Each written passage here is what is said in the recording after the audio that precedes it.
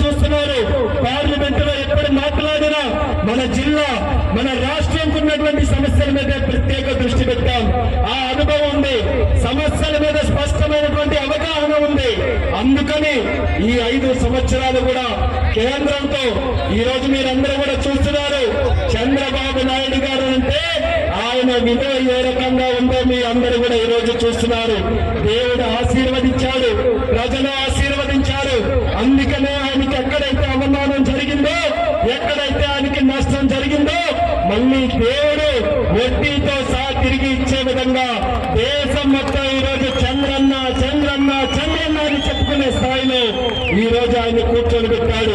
మరి దానికి సహకరించినటువంటి పెద్దలు, ఒక పక్కన జనసేనని నిత్య పోరాట యోధుడు, మన జనసేన అధినాయకుడు పవన్ కళ్యాణ్ గారు మనకు పూర్తిగా సపోర్ట్ చేశారు. వాళ్ళ నాయకులు కూడా క్షేత్ర స్థాయిలో వాళ్ళు కూడా అదే రకంగా మనతో పాటు కష్టపడి ఈ రోజు అత్యధికమైనటువంటి మెజారిటీతో ఈ రాష్ట్రం కాదు దేశంలో ఎప్పుడైనా ఎన్నికలు జరిగితే ఇటువంటి రిజల్ట్ ఎక్కడా కూడా లేని స్థాయిలో రికార్డు మెజారిటీతో గెలిపించారు అంటే దాంట్లో జనసేనకి ధన్యవాదాలు మరొకసారి నేను తెలియజేసుకుంటున్నాను. మరి అలాగే మన రాష్ట్రంలో ఉన్నటువంటి సమస్యలు, ముఖ్యంగా నాకు ఉన్నటువంటి శాఖ విమానయాన శాఖ ఉంది. చాలా ఎయిర్పోర్ట్లు ఉన్నాయి, డెవలప్ చేయాలి. నా అదృష్టం ఏంటంటే మన పక్క జిల్లాలోనే సోదర జిల్లాలో భోగాపురం ఎయిర్పోర్ట్ నిర్మాణానికి తయారైంది. రికార్డు స్పీడ్ లాగి కట్టించి విమానాలు అక్కడ తెప్పించి ఈ 3 జిల్లాలకి కూడా ప్రధాన అభివృద్ధి కేంద్రంగా ఎయిర్పోర్ట్ తయారు చేస్తానని ప్రజలందరికీ కూడా హామీ ఇస్తున్నాను.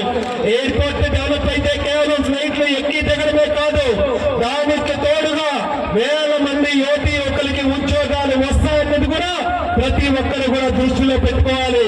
ఇన్స్టిట్యూట్లు మనకు వస్తాయి, దానికి సంబంధించినటువంటి కంపెనీలు వస్తాయి, ఎంతో మందికి ఉద్యోగ అవకాశాలు వస్తాయి. అందుకనే భోగాపురం ఎయిర్పోర్టు, విజయవాడలో ఎయిర్పోర్టు, తిరుపతిలో ఎయిర్పోర్టు, అలాగే కడపలో, కర్నూలులో, రాజమండ్రిలో ఎన్నో ప్రాంతాల్లో మన రాష్ట్రంలో ఉన్నటువంటి ఎయిర్పోర్టులు అన్ని రకాలుగా 100కి 100% అభివృద్ధి చేసే బాధ్యత నేను తీసుకుంటానని కూడా ఈ సందర్భంగా తెలియజేసుకుంటున్నాను. దానికి తోడుగా జిల్లాకి చాలా సమస్యలు మనం పరిష్కారం చేశాం. ఈ రోజు కేంద్ర మంత్రిగా ఉన్నాం. ఏవైతే హామీలు ఇచ్చానో రైల్వేస్ పరంగా అందరూ కూడా ధైర్యంగా ఉండండి. ప్రతి సమస్యను కూడా పరిష్కారం చేసే బాధ్యత, రైల్వేస్ ని అన్ని రకాలుగా మన జిల్లాలో అభివృద్ధి చేసే బాధ్యత నేను తీసుకుంటానని కూడా హామీ ఇస్తున్నాను. అలాగే కేంద్రంలో రైతులకి సంబంధించి, మన సాగునీటి ప్రాజెక్టులకి సంబంధించి ఎన్నో పథకాలు ఉన్నాయి.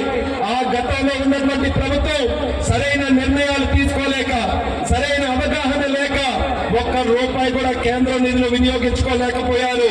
కానీ ఈ రోజు మళ్ళీ మన అందరి అదృష్టం, మన రాజకీయ బాహుబలి రాష్ట్రానికి అధ్యక్షుడిగా ఉండి 175కి 160 సీట్లు వస్తాయని 2 సంవత్సరాలుగా ఖచ్చితంగా చెప్పినటువంటి ఒకే ఒక్క వ్యక్తి మన అచ్చెన్నాయుడు